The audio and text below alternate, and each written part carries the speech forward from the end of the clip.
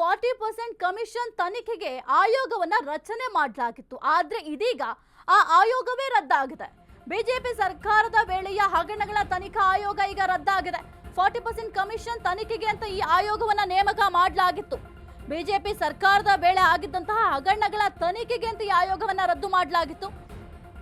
ನ್ಯಾಯಾಧೀಶ ನಾಗಮೋಹನ್ ದಾಸ್ ವಿಚಾರಣಾ ಆಯೋಗ ರದ್ದಾಗಿದೆ. ಬಿಜೆಪಿ ಸರ್ಕಾರದ ಬಿಬಿಎಂಪಿ ಹಗರಣ ಆಗಿರಬಹುದು, 40% ಕಮಿಷನ್, 671 ಕಾಮಗಾರಿ ಪರಿಶೀಲಿಸಿ ಕ್ರಮಕ್ಕೆ ಒತ್ತಾಯವನ್ನ ಮಾಡಲಾಗಿತ್ತು. ಏಕಾಏಕಿ ವಿಚಾರಣಾ ಆಯೋಗವನ್ನ ಸರ್ಕಾರ ಯಾವ ಕಾರಣಕ್ಕೆ ರದ್ದುಪಡಿಸಿತು?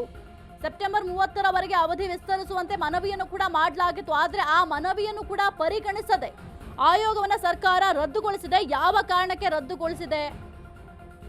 40% ಕಮಿಷನ್ ತನಿಖೆಗೆ ಅಂತ ಈ ಆಯೋಗವನ್ನ ನೇಮಕ ಮಾಡಲಾಗಿತ್ತು. ಅದು ಕೂಡ ನ್ಯಾಯಾಧೀಶರಾಗಿರುವಂತಹ ನಾಗಮೋಹನ್ ದಾಸ್ ಅವರ ಆಯೋಗವನ್ನ ರಚನೆ ಮಾಡಲಾಗಿತ್ತು.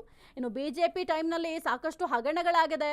40% ಕಮಿಷನ್ ಆರೋಪ ಕೂಡ ಕಾಂಗ್ರೆಸ್ನವರು ಮಾಡಿದ್ರು. ನೀವು ಕೂಡ ನೆನಪಿರುತ್ತೆ, 40% ಕಮಿಷನ್ ಅಂದ್ಬಿಟ್ಟು ಬಿಜೆಪಿ ಅವ್ರನ್ನ ಒಂದು ಪೋಸ್ಟರ್ನಲ್ಲಿ ಫೋಟೋವನ್ನ ಹಾಕಿ ಪೇ ಸಿಎಂ ಅಭಿಯಾನಗಳು ಸಾಕಷ್ಟು ಅಭಿಯಾನವನ್ನು ಕೂಡ ಮಾಡಿದ್ರು. ಆ ಸಂದರ್ಭದಲ್ಲಿ ಅಭಿಯಾನವನ್ನ ಉದ್ದೇಶವಾಗಿ ಇಟ್ಕೊಂಡು ಈ ರೀತಿಯಾಗಿ ಹಗರಣ ಆಗಿದೆ, ನಮ್ಮ ಹತ್ರ ಪುರಾವೆಗಳಿದ್ದಾವೆ, ಸಾಕ್ಷಿಗಳಿದ್ದಾವೆ ಅಂತ ಹೇಳಿ ಯಾವಾಗ ಕಾಂಗ್ರೆಸ್ ಸರ್ಕಾರ ಅಧಿಕಾರಕ್ಕೆ ಬಂತು ಆ ಸಂದರ್ಭದಲ್ಲಿ ನ್ಯಾಯಾಧೀಶ ನಾಗಮೋಹನ್ ದಾಸ್ ಆಯೋಗವನ್ನ ಏಕಾಏಕಿ ಅವರೇ ಆಯೋಗವನ್ನ ರೆಡಿ ಮಾಡಿದ್ರು. ಆದರೆ ಈಗ ನೋಡಿದ್ರೆ ಏಕಾಏಕಿ ಯಾಕೆ ರದ್ದು ಮಾಡಿದ್ರು ಎಂಬ ಪ್ರಶ್ನೆ ಸದ್ಯಕ್ಕೆ ಮೂಡ್ತಾ ಇದೆ.